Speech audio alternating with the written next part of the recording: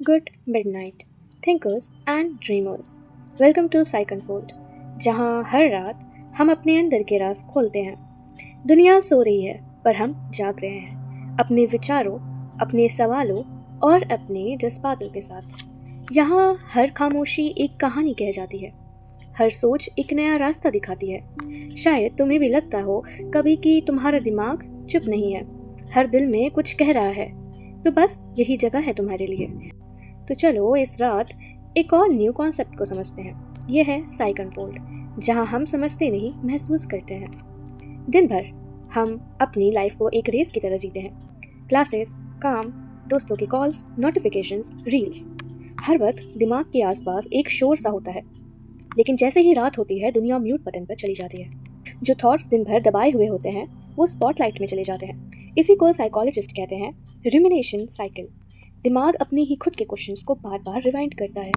Science कहती है कि जब आप रेस्ट करते हो तो आपका ब्रेन का एक हिस्सा एक्टिवेट हो जाता है, डिफ़ॉल्ट मोड नेटवर्क। ये नेटवर्क आपको रिलैक्स करने नहीं देता, ये आपके पास मेमोरीज और अनरिजॉल्व्ड वरीज को प्रोसेस करने में शुरुआत करता है। जैसे एक पुराना टेप रिकॉर्डर चल रहा हो, जैसे क्या मैंने सही बोला था, कल क्या होने वाला है, अगर मैं फेल हो गया तो। और यही है रीज़न कि जब सब सो रहे होते हैं तो आपका दिमाग खुद ही आपके माइंड में एक मूवी प्ले कर रहा होता है। दिन के टाइम बॉडी में एक हार्मोन होता है कॉर्टिसोल। ये स्ट्रेस को हैंडल करता है, आपको अलर्ट रखता है। लेकिन रात को कॉर्टिसोल नेचुरली ड्रॉप होता है, अलर्टनेस कम हो जाती है और सोचने की कैपेसिटी स्पाइरल हो जाती है। रिजल्ट, आप एक थॉट से दूसरे थॉट तक फंस जाते हो, जैसे एक broken record, what if what if what if. Psychology एक और इंटरेस्टिंग बात कहती है, रात को इमोशंस एम्पलीफाइड होते हैं, दिन में डिस्ट्रैक्शंस होते हैं, इसीलिए गम या एंजाइटी डाइल्यूट लगती है। लेकिन रात में साइलेंस इमोशंस को इको बना देता है। एक छोटी सी वरी भी अर्थक्वेक बन जाती है, इसीलिए एक छोटी सी टेक्स्ट रिप्लाई ना आने पर रात को हार्ट ब्रेक जैसा लगता है। मैं आपको एक सीन इमेजिन करने को बोलती हूँ। Just close your eyes and just imagine clock पे 2:30 AM हो रहे हैं, रूम डार्क है, फोन साइड पे रखा हुआ है और स्क्रीन ब्लैंक है। आप बेड पर पलट रहे हो, आंखें बंद करने की कोशिश कर रहे हो, लेकिन दिमाग बोलता है रिमेंबर वो एम्बैरेसिंग बात जो 5 साल पहले बोली थी तुमने। और आप हंसते भी हो, लेकिन नींद उड़ जाती है। यह है ओवरथिंकिंग का ट्रैप। आपका ब्रेन अपनी ही आर्चीव का नाइट गार्ड बन जाता है।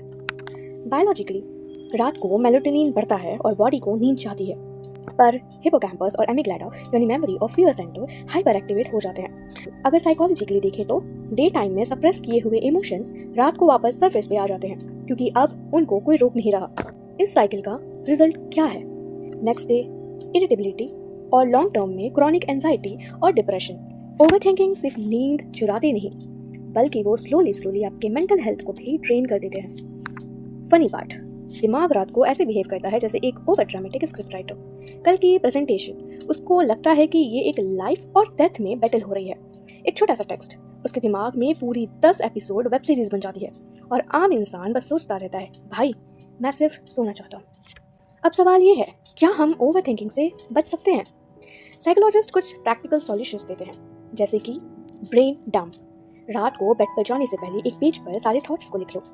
वरी टाइम, दिन के एक फिक्स 15 मिनट रख लो सिर्फ सोचने के लिए, ताकि दिमाग रात को डिस्टर्ब ना करे।